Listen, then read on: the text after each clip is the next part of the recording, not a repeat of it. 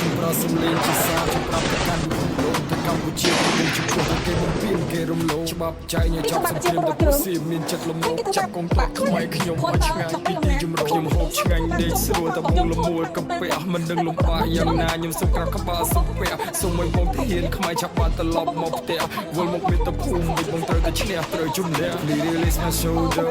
back to my country come within the peace why you do this to me បើឈឺចាប់ណាស់កូនចាញ់ល្បិចពូផ្ទះលេខ2មាត់បញ្ជាឈប់បាញ់ប៉ុន្តែត្រូវខ្មាំងលោបស៊ី This song is for my nation I'm from Cambodia we speaking the truth Thailand បានបាញ់កំទេចនៅព្រះវិហារសួរថាហេតុអ្វីអ្នកចង់បានសង្គ្រាមយើងនៅអាចនិយាយគ្នាបានមិនក៏យើងត្រូវបហូរឈាមជប់ទៀតហើយអោប៉ាអើយហូបបាយឬនៅ